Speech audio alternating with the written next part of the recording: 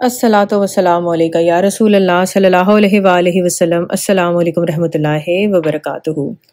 درود شریف کی کثرت سے مراد یہ ہے کہ آپ کا جو بھی زیادہ سے زیادہ وقت ہے وہ درود شریف پڑھنے میں گزرے۔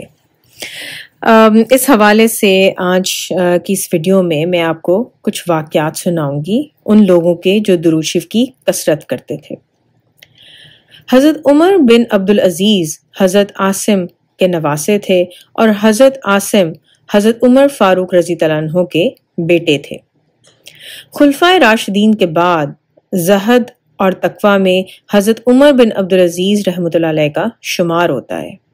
آپ رحمۃ اللہ علیہ کی بیوی فرماتی ہیں کہ عمر بن عبدالعزیز سے زیادہ وضو اور نماز میں مشغول ہونے والے تو اور بھی ہوں گے، مگر ان سے بڑھ کر اللہ کے ڈر سے رونے والا میں نے نہیں دیکھا۔ زمانہ خلافت میں آپ کی حالت یہ تھی کہ گھر آتے تو سر سجدے میں رکھ کر رو دیتے اور روتے روتے سو جاتے، آنکھ کھلتی تو پھر رونے لگتے۔ حضرت عمر بن عبدالعزیز شمع رسالت صلی اللہ علیہ وسلم کے پروانے تھے، درود پاک کی کثرت کرتے تھے۔ شام سے مدینہ منورہ کو خاص قاصد بھیجتے تھے کہ ان کی طرف سے روضہ اقدس پر حاضر ہو کر سلام عرض کرے۔ آپ رحمۃ اللہ علیہ کا جب وصال ہوا تو نبیوں، صدیقوں اور شہیدوں نے آپ رحمۃ اللہ علیہ کے جنازے میں شرکت کی۔ یہ واقعہ کچھ اس طرح سے بیان کیا جاتا ہے کہ ایک شخص کا لڑکا شہید ہو گیا تھا۔ جس دن سیدنا عمر بن العزیز کا انتقال ہوا، وہ شہید لڑکا اپنے باپ کو خواب میں ملا۔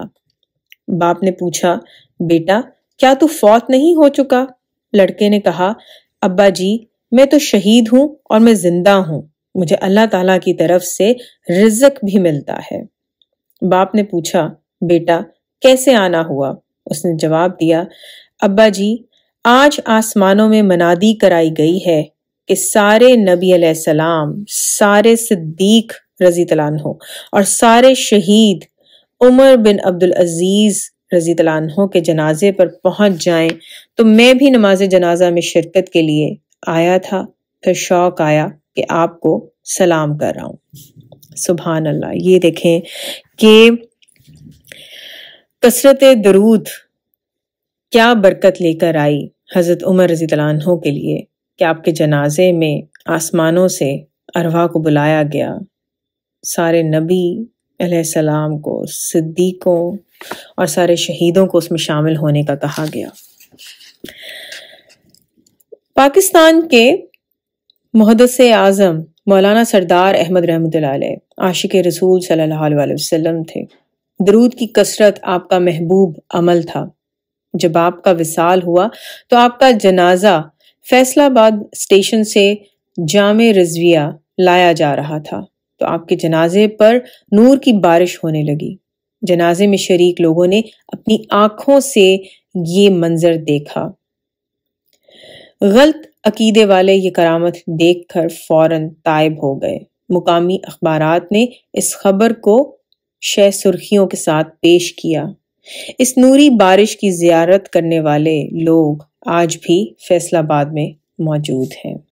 اللہ تعالیٰ ہم سب کو کثرت سے درود پاک پڑھنے والے لوگوں میں شامل کر لیں اور ہمیں اس قابل بنا دیں کہ ہماری وجہ سے اور بہت سارے لوگ درود پاک کی کثرت کریں۔